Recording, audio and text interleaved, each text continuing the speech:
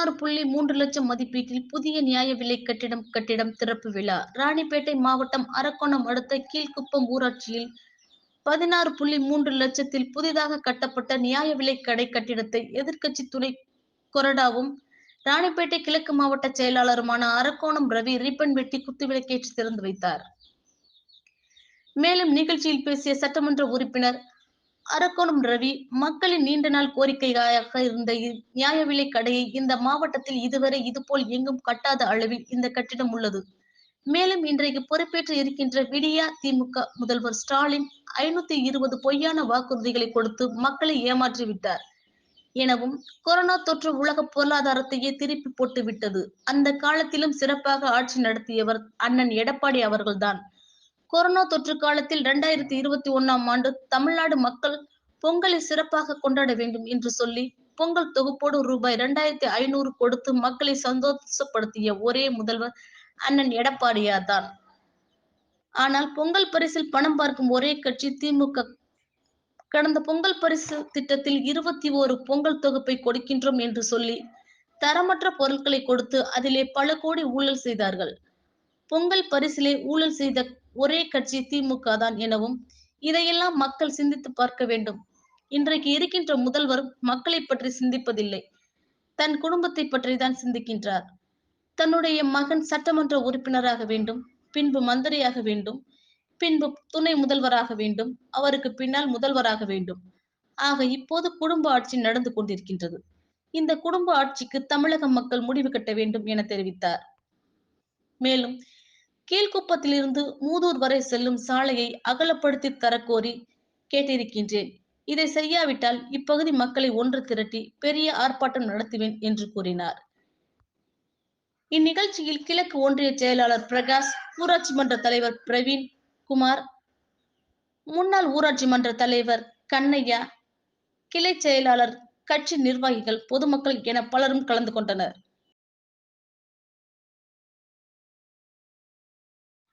அரக்கோணத்தில் சுதந்திர போராட்ட தியாகியின் நினைவு நாளை முன்னிட்டு தமிழ் மாநில காங்கிரஸ் கட்சியினர் அவரது சிலைக்கு மாலை அணிவித்து 500 பேருக்கு அன்னதானம் வழங்கினர். அரக்கோணத்தில் சுதந்திர போராட்ட தியாகியும் வேலூர் மாவட்ட காங்கிரஸ் கமிட்டி முன்னாள் தலைவருமான தியாகி ராஜகோபாலனின் 30ஆம் ஆண்டு நினைவு நாளை முன்னிட்டு அரக்கோணம் சுவால்பேட்டையில் உள்ள அவரது சிலைக்கு தமிழ் மாநில காங்கிரஸ் கட்சியின் மாவட்ட தலைவர் அரிதாஸ், மாநில பொதுக்குழு உறுப்பினர் மோகன்காந்தி மற்றும் தியாகியின் குடும்பத்தினர் மாலை அணிவித்து மரியாதை செலுத்தினர். அதைத் தொடர்ந்து தமிழ் மாநில காங்கிரஸ் கட்சியினர் மற்றும் குடும்பத்தினர் இணைந்து 500 பேருக்கு அன்னதானம் வழங்கினர்.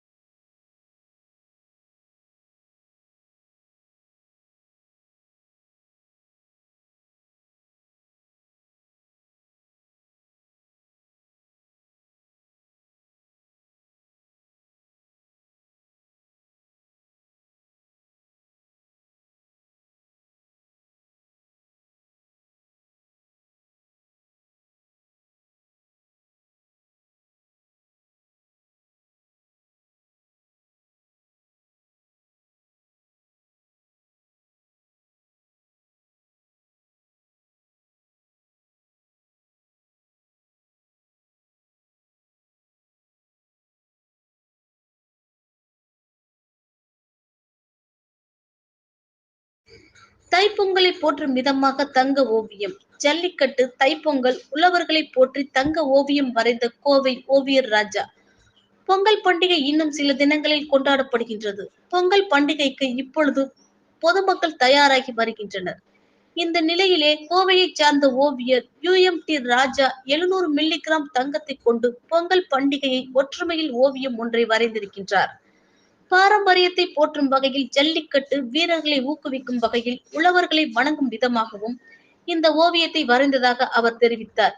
2 நாட்கள் இதற்காக செலவழித்த ஓவியர் UMT ராஜா மெமரி கார்டுகளில் பின்பகுதியில் இந்த ஓவியங்களை வரைந்து இருக்கின்றார். 700 மில்லிகிராம் தங்க துகள்களை நுணுக்கமாக எடுத்து பொங்கல் வைத்து சூரியனை வழிபட்டு மாடுகள் நிற்பது போன்றும், தைப்பொங்கல் கொண்டாடும் உழவர் ஏர் கலப்பையுடன் கரும்பு பானை மாடுகளுடன் நிற்பது போன்றும், ஜல்லிக்கட்டு காளையை காளையர்கள் அடக்குவது போன்றும் இந்த தைப்பொங்கல் தங்க ஓவியம் வடித்திருக்கின்றார். 2 நாட்கள் செலவழித்து துல்லியமாக தங்க துகள்களை கொண்டு தைப்பொங்கலை கொண்டாடும் விதமாக ஓவியம் வரைந்திருக்கின்றார். தமிழர்களின் திருநாளாம் பொங்கல் பண்டிகையை முன்னிட்டு நம்முடைய பாரம்பரியத்தை நினைவு கூறும் விதமாகவும் போற்றும் விதமாகவும் நமது ஜல்லிக்கட்டு வீரர்களை ஊக்குவிக்கும் விதமாகவும் நமது உழவர்களை வணங்கும் விதமாகவும் சிறிய நுண்ணிய சிற்பத்தை வடிவமைத்துள்ளேன். வெறும் 700 மில்லிகிராம் தங்கத்தில் சிறிய வடிவிலான ஏருழவர் கலப்பையை சுமந்து கொண்டு நிற்பது போலவும், ஒரு காளை மாட்டை ஒரு வீரர் அடக்குவது போலவும், பொங்கல் பானையும் கரும்பும் சூரியனும் இப்படி நம்முடைய பாரம்பரியத்தின் அடையாளங்களை நினைவுகூறும் விதமாகவும் ஒரு சிற்பி என்ற முறையில் இந்த சிற்பத்தை வடிவமைப்பதில் தமிழன் என்ற முறையில் பெருமிதம் கொள்கின்றேன். இந்த சிற்பத்தை வடிவமைப்பதற்கு 2 நாள் சமயம் எடுத்து மிகவும் பொறுமையாகவும் நுண்ணியமாகவும் செதுக்கி வடிவமைத்துள்ளேன். இது உலகம் முழுவதும் கொண்டாடும் அனைத்து தமிழர்கள் அனைவருக்கும் அன்பு பரிசாக, பொங்கல் பரிசாக இதை வடிப்பதில் பெருமிதம் கொள்கின்றேன். கோவையிலிருந்து UMT ராஜா. நன்றி, வணக்கம்.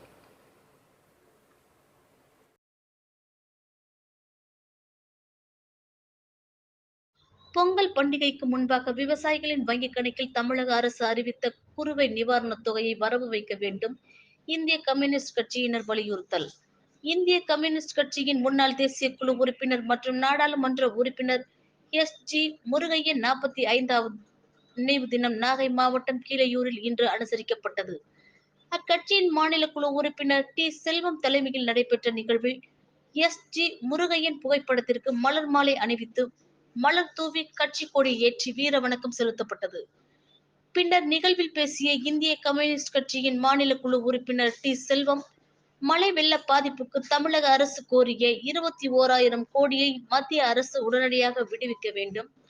மேலும் மத்திய குழு வந்து பார்வையிட்டு சென்ற பின்பும் கூட வெள்ள நிவாரண நிதி வழங்கிடாததை கண்டித்து இந்திய கம்யூனிஸ்ட் கட்சி சார்பில் வருகின்ற 8ஆம் தேதி தமிழ்நாடு முழுவதும் மத்திய அரசு அலுவலகங்கள் முன்பு கண்டன ஆர்ப்பாட்டம் நடைபெற உள்ளதாகவும், அதன்படி திருக்குவளையில் உள்ள ஸ்டேட் பேங்க் முன்பாக கண்டன ஆர்ப்பாட்டத்தில் ஈடுபட உள்ளோம். மேலும் பொங்கல் பரிசு தொகுப்போடு குடும்ப அட்டைக்கு ரூபாய் 5,000 வழங்க வேண்டும் என ஏற்கனவே கோரிக்கை வைத்த நிலையில் தற்பொழுது குடும்ப அட்டைக்கு 1,000 ரூபாய் வழங்கப்படும் என்ற அறிவிப்பு மகிழ்ச்சி அளிக்கின்றது. டெல்டா மாவட்டத்தில் குறுவை பாதிக்கப்பட்ட விவசாயிகளின் விளைநிலத்திற்கு ஹெக்டேருக்கு ஒன்றுக்கு ரூபாய் 13,500 நிவாரணம் வழங்கப்படும் என அறிவிக்கப்பட்ட நிலையில் அதனை பொங்கல் பண்டிகைக்கு முன்னதாக விவசாயிகளின் வங்கிக் கணக்கில் வரவு வைக்க வேண்டும் என வலியுறுத்தினார். சிரமதான பணியிலே 25 கிலோமீட்டர் தூரத்தை மனிதரை கொண்டு தொடர்வோம்.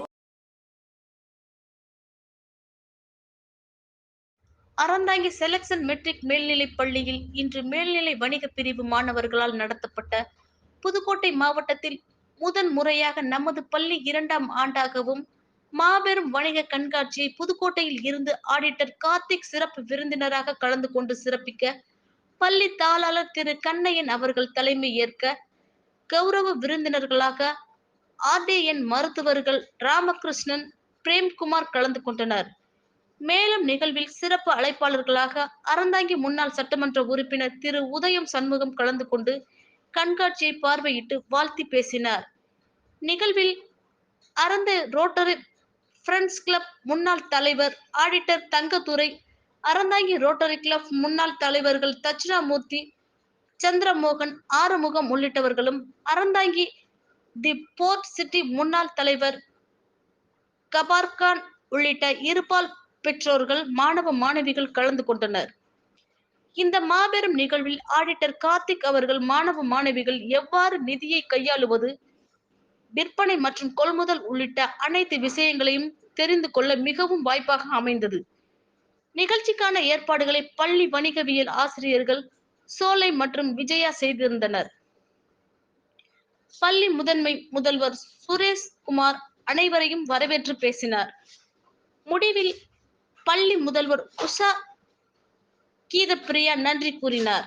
அனைத்து நிலைகளிலும் இருபால் ஆசிரியர்கள் ஓட்டுநர்கள் சிறப்பாக செய்திருந்தனர்.